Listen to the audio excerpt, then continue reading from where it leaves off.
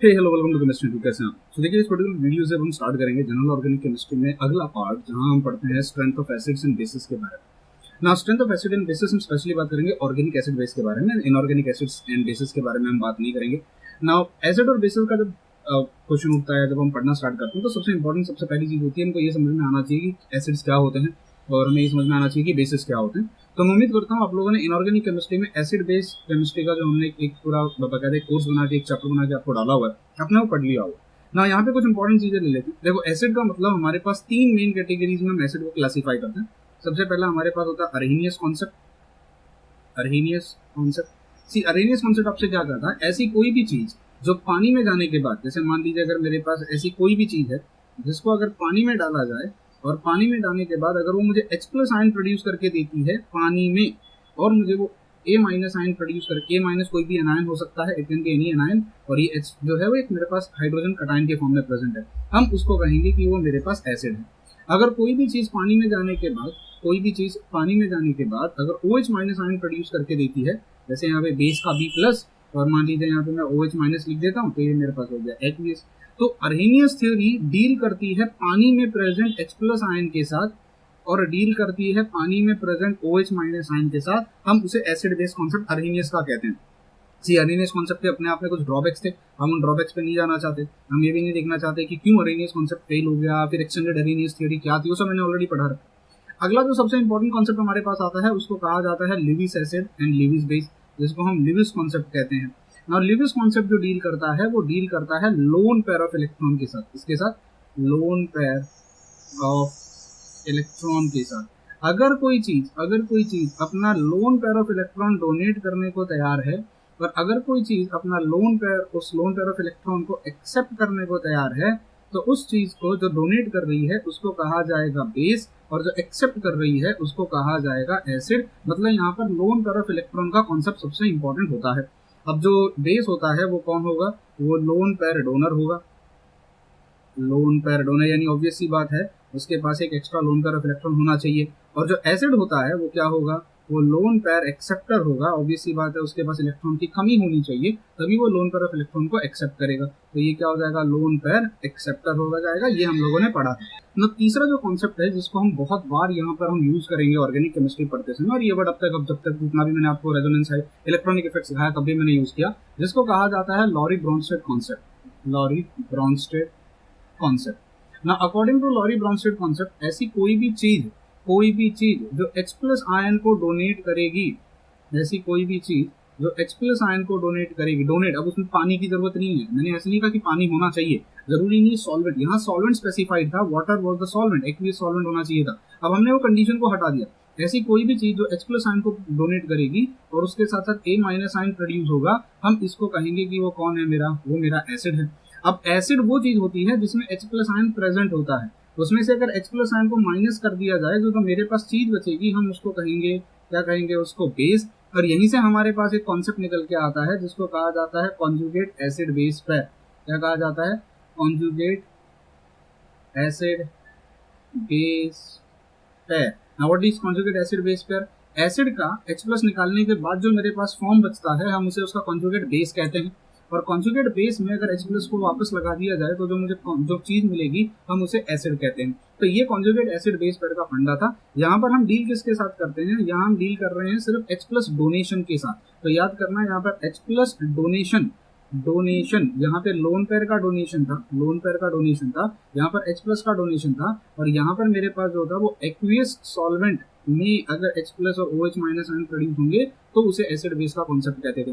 Similarly अगर ऐसी कोई चीज है जो A माइनस H प्लस को एक्सेप्ट कर ले, H प्लस को, तो ऑब्वियस सी बात है, H प्लस को एक्सेप्ट करने वाला बंदा दो ही हो सकता है, या तो एक न्यूट्रल स्पीशीज जिसके पास इलेक्ट्रॉन की कमी होगी, या तो मेरे पास एक अनायन हो सकता है जिसके ऊपर एक नेगेटिव चार्ज होगा। और अगर वो H प्लस आयन को एक्सेप्ट कर लेता है, मैं यहाँ पे चलो B लिख देता हूँ, कोई भी B हो सकता है, आई डोंट नो B कौन है। अगर वो B उस H प्लस आयन को एक्सेप्ट कर लेता है, तो ये क्या कहलाएगा? ये कहलाएगा base. H plus ion acceptor जो होता है वो बेस कहलाता है। तो रेदर मैं इसको ऐसे लिखूंगा, H प्लस डोनर जो हो जाएगा, H प्लस डोनर वो कौन हो जाएगा? एसिड हो जाएगा। सॉल्वेंट का हमें फर्क लेना देना नहीं है यहाँ पे। और H प्लस एक्सेप्टर जो हो जाएगा, वो हमारे पास क्या हो जाएगा? वो हमारे पास बेस हो जाएगा। सी मोस्ट ऑफ द टाइम आप जितने भी ऑर्गेनिक एसिड एंड बेसिस के साथ डील करोगे, एक स्टेटमेंट मैं यहाँ लिखना चाहता हूँ, ऑल 99% मैं कह सकता हूँ almost all organic acids, all organic acids and bases are weak. ये सब के सब वीक होते हैं। Hence there is an equilibrium, hence there is an equilibrium between dissociated and undissociated form। तो फॉर एग्जाम्पल के तौर पे हम एक एसिड को लेते हैं, बिकॉज हम एसिड्स की स्ट्रेंथ के बारे में सबसे पहले बात करना स्टार्ट करेंगे। एक एग्जाम्पल लेते हैं, मान लीजिए मैं बात कर रहा हूँ, आपके पास एक एसिड HA है। अब HA वो एक्वियस है, एरेनियस है, लॉरी ब्रॉन्स्टेड है, लीविस है, हमको लेना देना नहीं है आप किस तरीके से उसको क्लासीफाई या जज करते हो, बस मुझे पता है एक एसिड है। अगर वो एसिड है, मान लेते हैं वो H+ आयन प्रोड्यूस करने वाला है और वो मुझे देने वाला है A- आयन, अनायन, इस तरीके से H+ और H- आयन देगा। अब मुझे पता है अगर कोई चीज वीक होती है तो वो 100% डिसोसिएट नहीं करती। अगर वो 100% डिसोसिएट नहीं करती तो उसकी जो अल्फा की वैल्यू होती है वो लेस देन 1 होती है, and it is always greater than 0। Alpha का मतलब आप समझते हो, that is called as degree of dissociation. Alpha का मतलब क्या होता है? Degree of dissociation. वो पूरा कभी भी डिसोसिएट नहीं होगा। अगर आप 1 मोल लेकर आओगे, अगर इसका 1 मोल लेके आओगे तो स्टार्टिंग में ये 0 होगा, ये 0 होगा बिफोर इसको हम इनिशियल कंडीशन कहते हैं। क्या कहते हैं? Initial condition. और एट इक्विलिब्रियम, जब आप उसको इक्विलिब्रियम पर लेके जाओगे तो 1 में से अल्फा बच जाएगा, अल्फा चला जाएगा और 1 माइनस अल्फा जो होगा वो आपके पास बचा होगा। ये हम लोगों ने पढ़ा है आयोनिक इक्विलिब्रियम, केमिकल इक्विलिब्रियम की पूरे कंडीशंस में। तो इसको हम क्या कहेंगे? Degree of dissociation. अब अगर मुझे मान लीजिए इसका इक्विलिब्रियम कांस्टेंट बनाना पड़े या लिखना पड़े, how do you right equilibrium constant? Equilibrium constant को लिखा जाता है concentration of products, concentration of H+ into concentration of A-। अब देखो यहाँ पर है ना, एक्वियस सोल्यूशन हो सकता था, हम पानी को एज ए सॉल्वेंट ले सकते थे हम लिखना चाहें तो। अगर हम बात करें अर्हेनियस कॉन्सेप्ट में तो वहाँ वाटर आएगा, लेकिन वाटर हमेशा इतना ज़्यादा क्वांटिटी में प्रेजेंट होता है कि उसका कंसंट्रेशन मायने नहीं रखता, क्योंकि वो बहुत ज़्यादा क्वांटिटी में प्रेजेंट होता है। तो हम उसके कंसंट्रेशन को इक्विलिब्रियम कांस्टेंट लिखते समय यूज नहीं करते, सॉल्वेंट को यूज नहीं किया जाता है उसके कंसंट्रेशन को जब भी आप इक्विलिब्रियम कांस्टेंट लिखते हो। तो यहाँ पर H+ और A- का कंसंट्रेशन होगा, और अनडिसोसिएटेड फॉर्म में जो आपका एसिड प्रेजेंट है उसका कंसंट्रेशन होगा। इसको कहा जाता है इक्विलिब्रियम कांस्टेंट। इसको हम इस तरीके से रिप्रेजेंट करते हैं, ये आपका हो गया इक्विलिब्रियम कांस्टेंट। सी हमें इसके फॉर्म से लेना देना नहीं है, और मुझे पता है ऑर्गेनिक केमिस्ट्री में हमें इसके न्यूमेरिकल से भी डील नहीं कर रहा। बहुत बच्चे देख कर जाते हैं, क्योंकि आने इक्विलिब्रियम में जब इसकी न्यूमेरिकल्स आते हैं तो बड़े कॉम्प्लिकेटेड आते हैं। हमें यहाँ पर लेना देना क्या है? सी इक्विलिब्रियम कांस्टेंट की वैल्यू अगर हाई होती है, इक्विलिब्रियम कांस्टेंट की वैल्यू अगर हाई होती है, इसका सीधा सीधा मतलब हो गया concentration of H+ and concentration of A- जो होगा वो हाई होगा। क्योंकि देखो ना, ये तो क्या है? Concentration of product divided by concentration of reactant. एक तरीके से आप ऐसे समझ सकते हो, ऐसा simplest way of understanding it. तो अगर K का वैल्यू इंक्रीज होता है, K का वैल्यू बहुत हाई है, मतलब प्रोडक्ट बहुत हाई है, यानी K का वैल्यू अगर हाई होगा तो H+ आयन और A- आयन का वैल्यू हाई होगा। अब अगर H+ आयन का वैल्यू हाई होगा, इसका मतलब जो ये एसिड है वो क्या हो जाएगा? वो एक स्ट्रॉन्ग एसिड हो जाएगा। इस चीज को याद रखिएगा। तो अभी कुछ चीजें सिखा रहा हूँ जो ऑर्गेनिक केमिस्ट्री में कॉम्पिटिटिव एग्जाम्स में आती हैं। बहुत बार बच्चे इन चीजों को समझ नहीं पाते हैं ऑर्गेनिक केमिस्ट्री में, क्योंकि ऑर्गेनिक की जो लैंग्वेज है ना, वो स्ट्रॉन्ग एसिड वीक एसिड की जगह Ka और pKa के कॉन्सेप्ट को यूज करती है ज्यादा। अगर मान लीजिए मैं तुमको कल को कहूंगा Ka का वैल्यू लो है, अब Ka का वैल्यू लो है, इसका मतलब concentration of H+ ion and concentration of A- ion क्या हो जाएगा? वो लो हो जाएगा। इसका कंसंट्रेशन और इसका कंसंट्रेशन लो हो जाएगा। अभी मल्टीप्लिकेशन में है, ऑब्वियस सी बात है, मैं दोनों को एक साथ लिखने की कोशिश करूँ। इसका मतलब वो क्या हो जाएगा? इसका मतलब हो गया, वो हो जाएगा एक वीक एसिड। तो मतलब कहीं ना कहीं मेरा Ka का जो वैल्यू है, Ka का जो वैल्यू है वो एसिडिक स्ट्रेंथ को डिफाइन करने में, एसिडिक स्ट्रेंथ को डिफाइन करने में काफी मदद करता है। इस चीज को याद रखना। Ka का वैल्यू हाई अगर है, इसका मतलब वो एसिड स्ट्रॉन्ग है, वो ज्यादा एसिड है। हाई वैल्यू ऑफ Ka मतलब strong acid, low value of Ka का मतलब हो जाता है वीक एसिड। ये बड़ा सिंपल सा फंडा है। लेकिन प्रॉब्लम कहाँ पर हो जाती है? बहुत बार, जैसे मैं आपको एक एग्जांपल के तौर पे देना चाहूंगा, मान लीजिए मेरे पास एक इथेनोइक एसिड है, इथेनोइक एसिड जो हम यूज करते हैं, इथेनोइक एसिड है। अगर इथेनोइक एसिड को वाटर में डाला जाए तो अगर आप उसका डिसोसिएशन भी लिख लेते हो तो उसका जो Ka का वैल्यू निकल के आता है, Ka का वैल्यू कुछ निकल के आता है 1.79, 1.79 इंटू 10⁻⁻⁵, ये उसका के का वैल्यू है। कैन यू सी पावर में नेगेटिव टर्म आ गया। आप लोगों ने अगर H प्लस या OH माइनस का कॉन्सेप्ट पढ़ा हो तो हम ना एक फंक्शन यूज करते हैं जिसको कहा जाता है P फंक्शन। बेसिकली ये P फंक्शन का मतलब क्या होता है? P फंक्शन का मतलब होता है minus log to the base 10 into concentration of anything. अगर आप किसी भी चीज के ऊपर अगर आप minus log to the base 10 को लगाते हो तो वो उसको P फंक्शन कहते हैं। अब मान लीजिए किसी एसिड का अगर मुझे इक्विलिब्रियम कांस्टेंट लिखना हो तो वो तो Ka हो जाता है। जैसे अगर मैं कल को आपसे पूछूं कि अगर मुझे बताइए भैया Ka कितना हो जाएगा, K फॉर इथेनोइक एसिड, अगर मुझे इथेनोइक एसिड का अगर इक्विलिब्रियम कांस्टेंट लिखना पड़े तो उसका वैल्यू आएगा 1.7 है, अप्रोक्सीमेटली 1.8 लेते हैं हम, इंटू 10⁻⁻⁵। ये स्टैंडर्ड वैल्यू जो है मैं लिख रहा हूँ, ठीक है। बुक्स में अगर एग्जाम में देखोगे तो 1.8 ही लिखा जाता है, मेंशन किया जाता है। पर प्रॉब्लम क्या है कि यह पावर में है, तो हम लोगों ने ना एक P फंक्शन यूज किया। आपने अगर H plus ion OH minus ion का आपने pH के बारे में पढ़ा हो, minus log to the base 10 concentration of H plus ion. अब सोचिए अगर मान लीजिए कल को मैं आपसे कहता हूँ कि H प्लस आयन का जो कॉन्सेंट्रेशन है वो 10⁻⁹ है, तो अब अगर मुझे उसको pH में एक्सप्रेस करना हो P फंक्शन में, तो मुझे अगर pH में एक्सप्रेस करना होगा तो मैं क्या करूंगा, minus log to the base 10 लगाऊंगा, कॉन्सेंट्रेशन ऑफ 10⁻⁹ हो जाएगा -9। अब ये -9 माइनस जब ये नीचे आएगा तो माइनस ऑफ माइनस बचेगा मेरे पास यहाँ पे, minus of minus, am I right, minus multiplied by minus, because ये ऑलरेडी -9 है, ये नेगेटिव है। आई होप आपको लॉग का फॉर्मूलास आता है। Log to the base 10 anything जो होती है वो ऊपर पावर में नीचे आ जाती है। Log to the base 10 of 10 का आंसर कितना आएगा, इसका आंसर 1 हो जाएगा। तो फाइनली मेरे पास माइनस और माइनस क्या हो जाता है, प्लस। तो पीएच का वैल्यू क्या हो जाएगा, 9, अगर concentration of H plus ion कितना है, 10⁻⁹। अब जरा फंडा समझो, नेगेटिव में अगर पावर बहुत ज्यादा है, ये नेगेटिव में पावर बहुत ज्यादा है मतलब वो बहुत वीक था, पर पी के फंक्शन में उसकी वैल्यू बड़ी हाई आ गई। मैं इसको कंपैरिजन करके बताऊंगा। जैसे अगर मुझे इसका पी के निकालना हो, पी फंक्शन निकालना हो, मतलब मुझे क्या करना पड़ेगा, minus log to the base 10 concentration of 1.79 into 10। ये कॉन्सेंट्रेशन नहीं है तो मैं यहाँ करली ब्रैकेट डालूंगा। जब कॉन्सेंट्रेशन यूज करते हैं तो स्क्वायर ब्रैकेट डालते हैं, कॉन्सेंट्रेशन यूज नहीं करेंगे तो हम करली ब्रैकेट डालेंगे, 10⁻⁻5। इसको अगर मैं सॉल्व करता हूँ तो इसका मुझे आंसर निकल के आता है 4.76। कैसे सॉल्व किया, नन ऑफ आवर बिजनेस। अब हमको मैथमेटिक्स नहीं देखना, आपको मैंने ये आने के इक्विलिब्रियम में, केमिकल इक्विलिब्रियम में बहुत बार सिखाया होगा। अगर कोई बच्चे, अगर आप ऐप में देख रहे हो इस वीडियो को तो आपको ये मिल गया होगा, आपको सिखाया होगा मैंने, ठीक है। आरएम बैच में मैंने काफी सिखाया है इसको।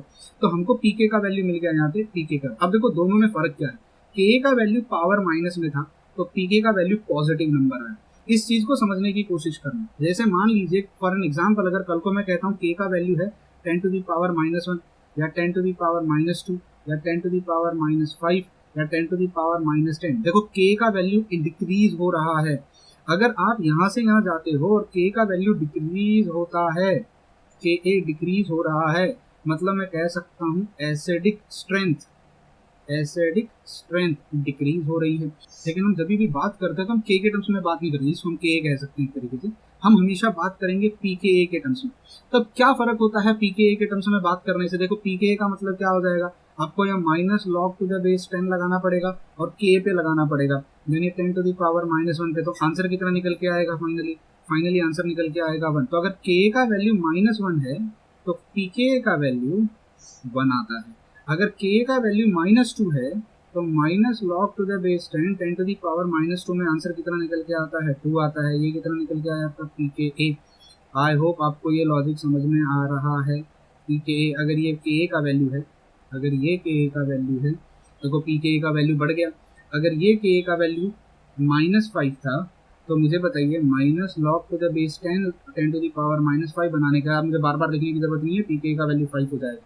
अगर ये 10⁻⁻10 था तो पीके का वैल्यू कितना हो जाएगा, 10 हो जाएगा। तो देखो क्या समझ में आ रहा है। देखो अगर के का वैल्यू कम है, के का वैल्यू -1 से छोटा -2 होता है, -2 से छोटा -5 होता है, -5 से छोटा -10 होता है, तो के का वैल्यू डिक्रीज अगर होता है तो अकॉर्डिंगली अगर आप देखो पीके का वैल्यू क्या हो रहा है, पीके का वैल्यू इंक्रीज हो रहा है। अरे थोड़ा लाइन सीधा बना देते हैं। तो अगर पीके इंक्रीज होता है मतलब एसिडिक स्ट्रेंथ डिक्रीज होती है। तो या तो हम के के टर्म्स में बात कर सकते हैं, देखो के कम हो गया, एसिडिक स्ट्रेंथ कम हो गया। अगर के कम होता है तो पीके का वैल्यू इंक्रीज होता है। इस कॉन्सेप्ट को अब हमेशा याद रखना, के और पीके का कॉन्सेप्ट बहुत इंपॉर्टेंट है, बहुत ही ज्यादा इंपॉर्टेंट है। अब देखो यहाँ पे एक चीज मैं आपको बताना चाहूंगा, अगर एसिड होता HA, वो डिसोसिएट करता, वो H प्लस आयन प्रोड्यूस करता और वो A माइनस आयन प्रोड्यूस करता। अगर बेस होता BOH तो वो क्या प्रोड्यूस करता, B प्लस आयन और OH माइनस आयन। इसका तुम क्या लिखते, K लिखते, इसका तुम क्या लिखते, KB लिखते। अगर K का वैल्यू इंक्रीज हो रहा है, K का वैल्यू इंक्रीज हो रहा है, इसका मतलब कॉन्सेंट्रेशन ऑफ H प्लस का वैल्यू इंक्रीज हो रहा है। कॉन्सेंट्रेशन ऑफ H प्लस का वैल्यू इंक्रीज हो रहा है मतलब एसिडिक स्ट्रेंथ भी इंक्रीज हो रही है। तो Ka का बढ़ना मतलब H प्लस का बढ़ना, H प्लस का बढ़ना मतलब एसिडिक स्ट्रेंथ बढ़ना। बस इसमें इतना याद रखना, इसमें pKa अपोजिट चलेगा, pKa कम होना चाहिए। तो अगर मुझे Ka लिखना पड़ता है concentration of H plus into concentration of A minus divided by concentration of HA। Acidic strength measure करते समय अगर हाई स्ट्रॉन्ग एसिड चाहिए तो high Ka value, low pKa value. तो अब यहाँ पे मैं एक टर्म में, इसमें बेस को मैं हटा देता हूँ, चलो मैं यहाँ पे टर्म लिख देता हूँ। अगर आपका कोई स्ट्रॉन्ग एसिड है, अगर आपका स्ट्रॉन्ग एसिड है तो याद रखना लो Ka का वैल्यू, K का वैल्यू हाई होना चाहिए और आपका लो pKa का वैल्यू होना चाहिए। सिमिलरली अगर आपके पास एक स्ट्रॉन्ग बेस है तो हाई Kb का वैल्यू और लो pKb का वैल्यू होना चाहिए, मतलब अपोजिट चलता है। तो अगर ऐसे कभी याद ना रहे तो ऐसे याद रखना Ka H प्लस के डायरेक्टली रिलेटेड है। तो Ka बढ़ेगा तो H प्लस बढ़ेगा तो एसिडिक स्ट्रेंथ बढ़ेगा। पर K का बढ़ना मतलब पावर में जब आप जाओगे तो नेगेटिव पावर में, क्योंकि आप क्या लगा रहे हो, minus log to the base 10 लगा रहे हो, मतलब वो कम हो जाएगा। तो Ka और pK is inversely proportional to K। अब वो A या B क्या लिखना चाहते हो, एसिड के लिए या बेस के लिए क्या लिखना चाहते हो, याद रखना। क्योंकि most of the time organic chemistry की जो भाषा है या ऑर्गेनिक केमिस्ट्री की जो लैंग्वेज है उसमें हम इसको यूज करते हैं। हम इसको यूज करेंगे एज अ फैक्टर जो आपको एसिडिक और बेसिक स्ट्रेंथ के बारे में बताएगा। अब जो बातें मैंने एसिडिक स्ट्रेंथ के बारे में करी हैं वो सारी चीजें एप्लीकेबल हो जाती है बेसिक स्ट्रेंथ के बारे में भी, यानी बेसिस के बारे में। तो उम्मीद करता हूँ इस पर्टिकुलर वीडियो से आपको ये समझ में आया होगा कि कल से अगले वीडियो से जब भी हम अब एसिड्स और बेसिस के बारे में बात करेंगे तो हम उनकी स्ट्रेंथ की बात करेंगे, कौन ज्यादा स्ट्रॉन्ग है, कौन कम स्ट्रॉन्ग है। और जब हम एसिडिक स्ट्रेंथ की बात करेंगे तो हम बात करेंगे या तो इक्विलिब्रियम कांस्टेंट की, जिसको हम ये equilibrium constant for acid, equilibrium constant for base कहेंगे, या हम उनकी बात करेंगे pKa या pKb के बारे में। तो pK और K आर इनवर्सली प्रोपोर्शनल। मैं यहाँ A और A लिख देता हूँ एसिड्स के लिए, बेस के लिए B और B आ जाएगा। आई होप यहाँ तक का लॉजिक आपको समझ में आया होगा। अब अगले वीडियो में जब हम मिलेंगे तब हम बात करेंगे कि ऑर्गेनिक एसिड्स क्या हैं, किस टाइप के हैं, और हम नॉर्मली जो ऑर्गेनिक एसिड्स पढ़ते हैं उनकी स्ट्रेंथ किन किन चीज़ों पर डिपेंड करती है, वो क्या क्या फैक्टर्स हैं जो उनकी एसिडिक स्ट्रेंथ को डिसाइड करते हैं। और उसके बाद फिर हम एक एक करके अलग अलग टाइप के जो हमारे पास एलिफेटिक एसिड्स हो गए, एरोमेटिक एसिड्स हो गए, उनके बारे में डिस्कस करना स्टार्ट करेंगे। Till then bye bye, take care and God bless you.